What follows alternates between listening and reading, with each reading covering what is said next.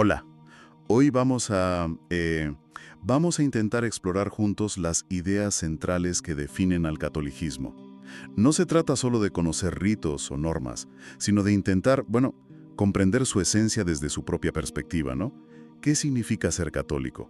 ¿Cuáles son sus pilares fundamentales? Exacto. Hoy vamos a profundizar en sus fundamentos, en su visión de la fe y su propósito último, tal como se entiende desde dentro. Es un acercamiento a cómo esta tradición se ve a sí misma y qué ofrece al mundo. Perfecto. Nuestra misión hoy es desgranar esas ideas clave para tener una comprensión más clara y profunda. Vamos a ello. Para empezar por el principio, ¿cuál es el punto de partida irrenunciable? La creencia central sobre la que se construye todo. A ver, el núcleo absoluto es la figura de Jesucristo. Se le identifica como el Hijo de Dios hecho hombre, que murió y resucitó para la salvación del mundo. Hay referencias muy conocidas, claro, como Juan 3:16 o la primera a los Corintios. Sí. Pero es crucial entender que no solo dejó unas enseñanzas. Según la fe católica, fundó una comunidad visible y espiritual, la Iglesia. La idea es que esta Iglesia continúa su misión a lo largo del tiempo. Mateo 16, por ejemplo, o el final del Evangelio de Mateo. O sea que la Iglesia no es vista como una simple organización humana posterior que surge después. Correcto. Se considera la continuación de su obra. El término católica, según el catecismo, se entiende en dos sentidos. Porque Cristo está plenamente presente en ella. Ajá. Y porque su misión es universal, dirigida a toda la humanidad, sin distinción.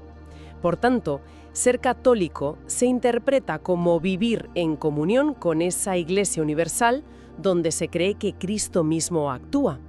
Has mencionado católica como universal, pero también se habla de plenitud. ¿Qué significa exactamente?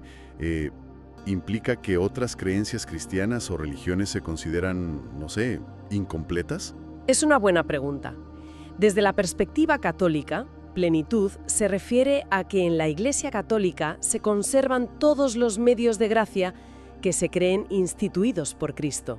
La palabra de Dios completa, es decir, escritura y tradición. Vale. La totalidad de los sacramentos, el ministerio apostólico, los obispos como sucesores de los apóstoles y la comunión visible de los fieles bajo el Papa. Ojo, se reconocen elementos de verdad y santidad fuera de sus confines visibles, claro que sí.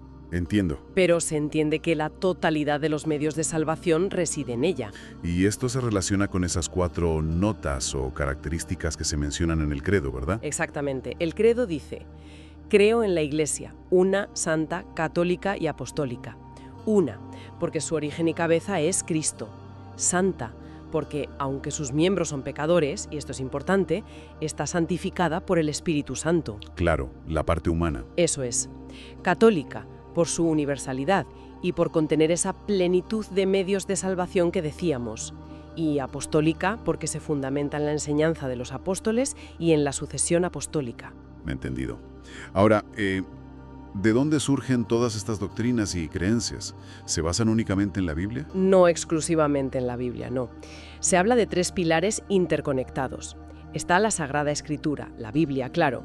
Sí. Luego está la Sagrada Tradición. Y aquí, cuidado, no son solo costumbres.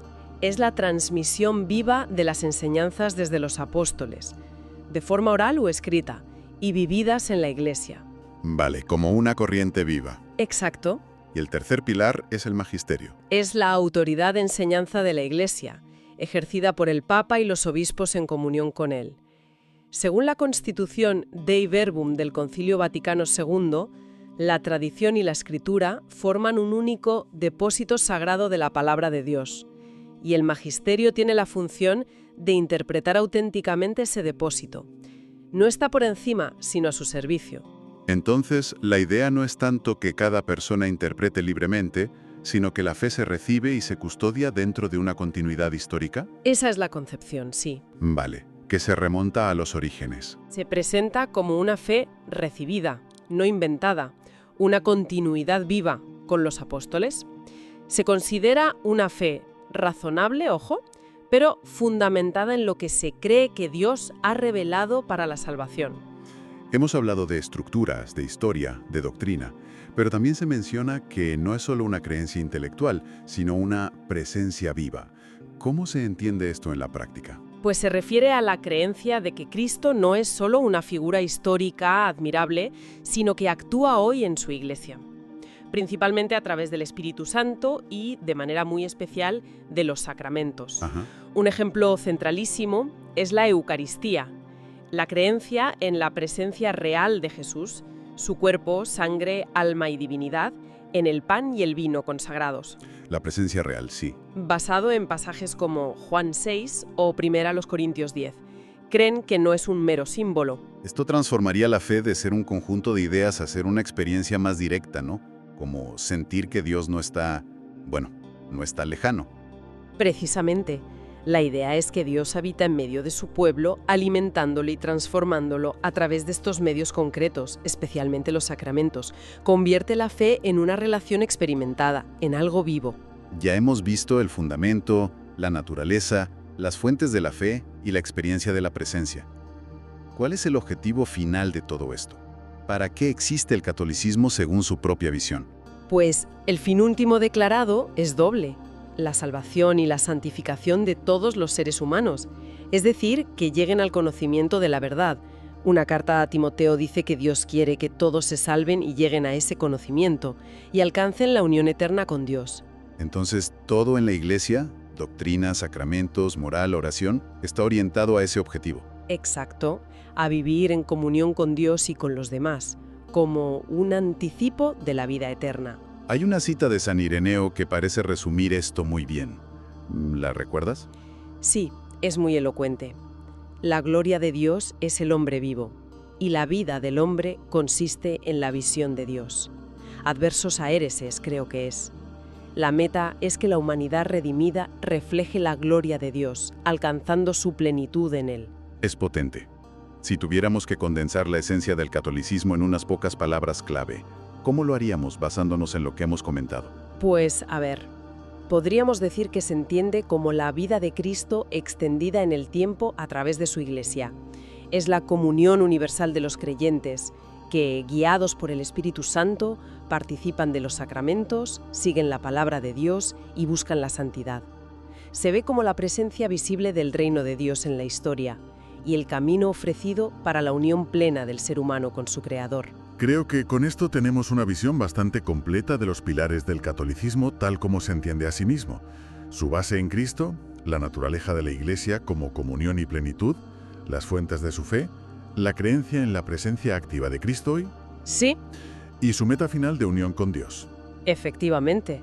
Es un marco que integra historia, doctrina, experiencia espiritual y un propósito trascendente, ¿verdad? Todo ello centrado en la figura de Cristo y la institución de la Iglesia. Y para dejar una idea final sobre la que reflexionar, hemos visto que se presenta a la Iglesia como una realidad fundada por Cristo, guiada por el Espíritu Santo, portadora de gracia divina, pero a la vez es una institución histórica, formada por seres humanos con sus limitaciones y pecados. Todos lo vemos. Claro, es innegable. Quizás una pregunta interesante para seguir explorando sería, ¿cómo se entiende la convivencia de esa dimensión divina y esa dimensión profundamente humana dentro de la misma realidad eclesial a lo largo de la historia? ¿Qué tensiones y riquezas surgen de esa dualidad? Es algo para darle vueltas, ¿no?